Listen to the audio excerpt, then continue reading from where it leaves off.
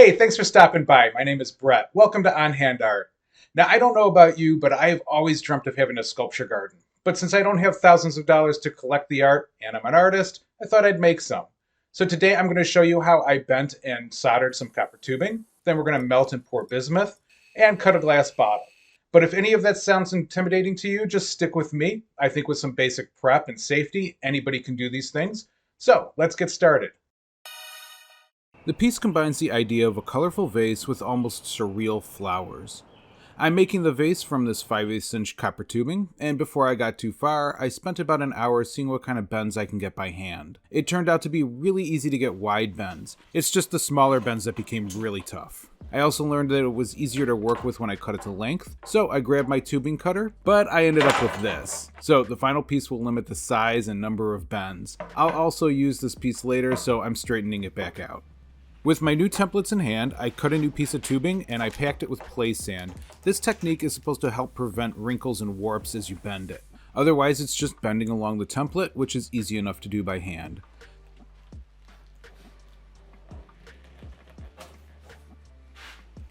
Then I pressed it flat and bent the bottom end to make one of the almost 10-inch spikes that will go into the ground. But I'm bored with playing with the tubing, so I'm moving on to something more fun, making the bismuth panels.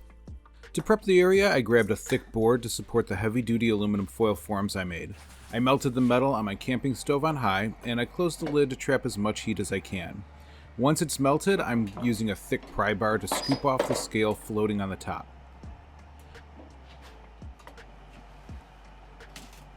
Then, with thick gloves on, I poured it slowly into the foil, letting it cool for a few seconds before tipping it around to get more colors going.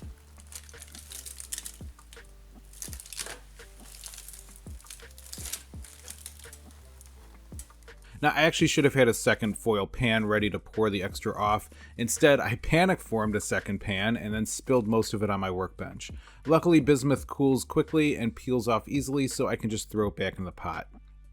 Which reminds me, as far as safety, bismuth melts at a little over 500 degrees Fahrenheit, and it does produce beautiful colors, which makes it fun to work with, but think of it like working with boiling oil and follow all of those safety procedures.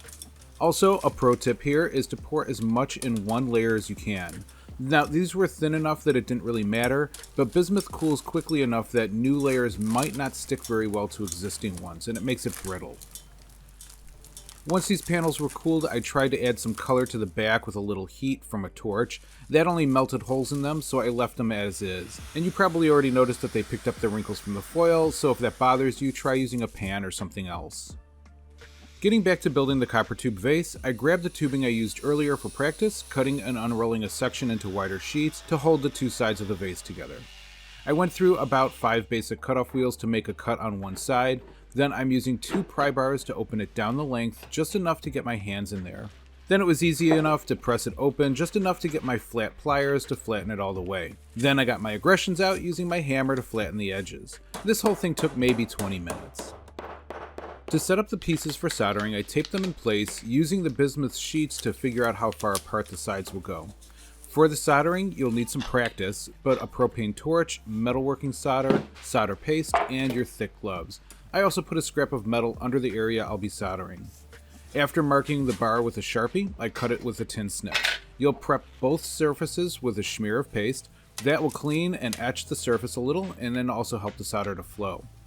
You're watching me relearn here, but remember to heat the area you want the solder to flow to, and then once the pieces are hot enough, the solder melts to form a weld. It's not like gluing, so if the parts move, hold them with something heat resistant like these tin snips. And you can always remelt the solder if the pieces did move.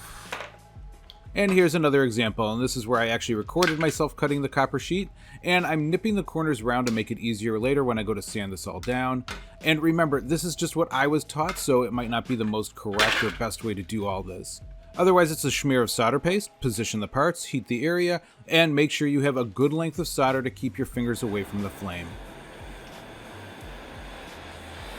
For the flowers, I'm cutting discs from this blue bottle using my Dremel and diamond cutoff wheel. In an act of last-minute desperation, but also a happy accident, I'm using carpet tape to hold my templates on. This stuff worked great, and it was long enough to get all the cutting done.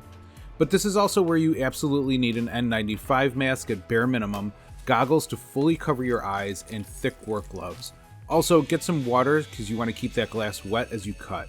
For the actual cuts, I'm making shallow passes with my diamond cutoff wheel on high speed, dipping the glass in water every few seconds, and then letting the discs fall into the bottle to keep them out of the way. You can finish rounding them using the edge of your cutoff wheel, and then smooth those edges with a sanding wheel to get rid of the razor sharpness. I'm assembling the flowers using copper wire to wrap the glass and loop into leaves. I'm using 6 strands of 18 gauge wire for the stems and leaves, untwisting and cutting off 3 strands to wrap the glass. I should have actually had my work gloves on because the wire really likes to chip the edges back into a razor sharpness, but for the most part it was just a gentle turn and press into place until I had the look I wanted. I'm not going to risk soldering the wire around the glass because I don't want to damage the glass, but I will solder all of these into the vase. I just had to be careful not to undo the solder joints for the bars. Before sanding down the rough edges, I realized I should have actually capped the tops of the tubing, so I soldered on little discs. Then I sanded off any rough edges and extra solder. To insert the bismuth, I'm first cutting them into the right shape using a soldering iron on its highest setting. I've tried a Dremel and tin snips, but this seems to work best. But if you have any other ideas on how to do this, leave a comment and let us all know. Anyway, once they're cut, I attach them with caulk, sliding them between the tubing and the bracket. I was going to use construction adhesive, but I'm out of that, so we'll have to see how this holds up. Really though, the panels sit nice and tight between the tubing and the bracket, so in a lot of ways this is really just extra insurance. Well, I hope this inspired you to try something a little more advanced. And if you did enjoy this video, let me know by hitting the like button and subscribing.